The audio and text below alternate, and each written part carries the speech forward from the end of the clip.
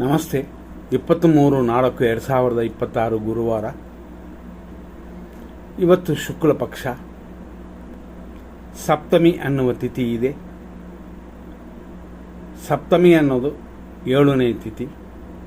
ಇದು ಶುಭ ತಿಥಿ. ರಾತ್ರಿ 8:49ವರೆಗಿದೆ. ಆನಂತರ ಅಷ್ಟಮಿ ಬರುತ್ತದೆ. ಇವತ್ತಿನ ನಕ್ಷತ್ರ ಪುನರ್ವಸು. ಈ ಪುನರ್ವಸು ನಕ್ಷತ್ರ ರಾತ್ರಿ 8:57ವರೆಗೆ ಇದೆ. ಅಲ್ಲಿಯವರೆಗೂ ಅಮೃತ ಮತ್ತು ಕಾರ್ಯಸಿದ್ಧಿ ಉಂಟು. ಆನಂತರ ಬರೋದು ಪುಷ್ಯಮಿ ನಕ್ಷತ್ರ, ಪುಷ್ಯ ನಕ್ಷತ್ರ. ಸಿದ್ಧಿ ಮತ್ತು ಕಲ್ಯಾಣ ಯೋಗವಿದೆ. ಆದ್ದರಿಂದಾಗಿ ಇವತ್ತಿನ ದಿನ ಪೂರ್ತಿ ಚೆನ್ನಾಗಿದೆ. ಒಳ್ಳೆಯ ಕಾರ್ಯಗಳು ಖಂಡಿತವಾಗಿಯೂ ಉಂಟು.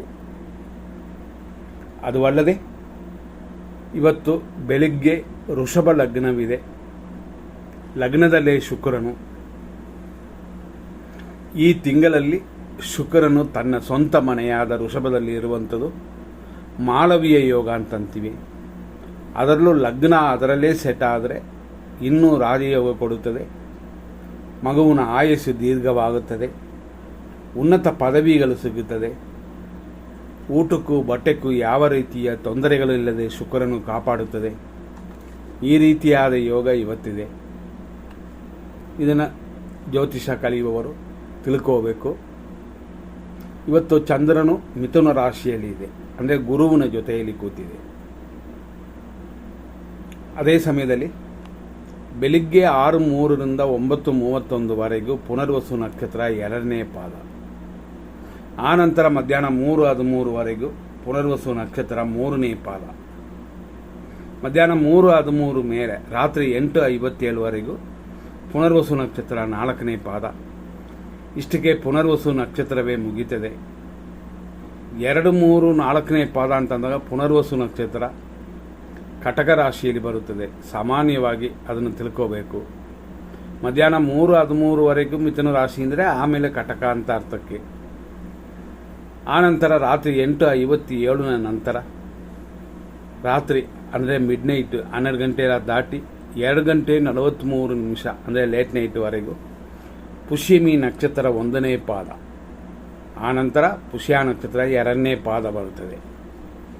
ಈ ರೀತಿಯಾಗಿ ಇವತ್ತಿನ ದಿನವಿದೆ. 2 ನಕ್ಷತ್ರವು ದೇವಗಣವೇ.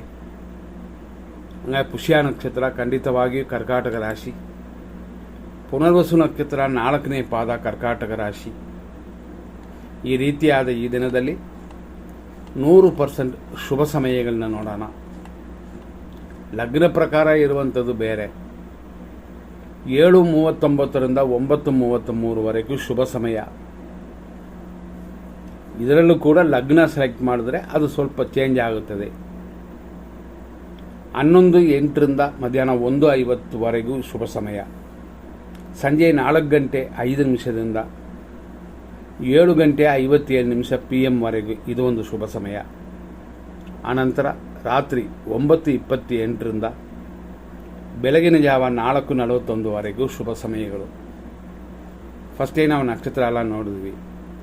ಈಗ ಇರೋದರಲ್ಲಿ 100% ಕೆಟ್ಟ ಟೈಮ್ನ ನೋಡ್ಬಿಡೋಣ. 6:03ರಿಂದ 7:37ವರೆಗೂ ಯಮಕಂಡ ಕಾಲ. 9:35ರಿಂದ 11:06ವರೆಗೂ ನಕ್ಷತ್ರವೇ ವಿಷವಾಗುವ ಸಂಭವ.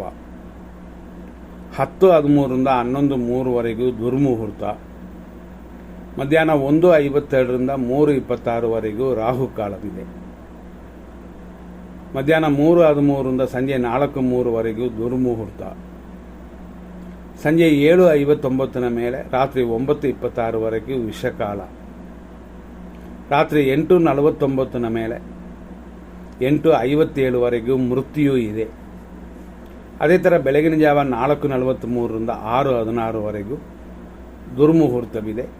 ಇದೆಲ್ಲ ನೋಡಿ ನಿಮ್ಮ ಕಾರ್ಯಗಳಲ್ಲಿ ಹೋಗುವಂಥದ್ದು ಬರುವಂಥದ್ದನ್ನು ನೋಡಿ ಒಳ್ಳೆಯ ಸಮಯ ನೋಡಿ ಮಗುವನ್ನ ಆಪರೇಷನ್ ಮಾಡಿ ತೆಗಿಬೋದು. ಕೆಲವು ಒಳ್ಳೆಯ ಕಾರ್ಯಗಳನ್ನ ಮಾಡಬಹುದು, ಸಕ್ಸಸ್ ಆಗುತ್ತೆ ಅಂತ. ಅದರಲ್ಲೂ ಶುಕ್ರನು ಇರುವ, ಅಂದರೆ ತನ್ನ ಮನೆಯಲ್ಲಿರುವ, ಅಂದರೆ ವೃಷಭದಲ್ಲಿ ಇರುವ ಸಮಯದ ಲಗ್ನ ಇನ್ನೂ ಶುಭಕರವಾಗಿರುತ್ತದೆ. ದೇವರು ಎಲ್ರಿಗೂ ಒಳ್ಳೆಯದು ಮಾಡಲಿ ಅಂತೇಳಿ ದೇವರನ್ನ ಪ್ರಾರ್ಥನೆ ಮಾಡಿಕೊಂಡು ಈ ಪ್ರೋಗ್ರಾಮ್ನ ಮುಗಿಸೋಣ. ಮುಂದಿನ ಸಂಚಿಕೆಯಲ್ಲಿ ನೋಡೋಣ. ಧನ್ಯವಾದಗಳು.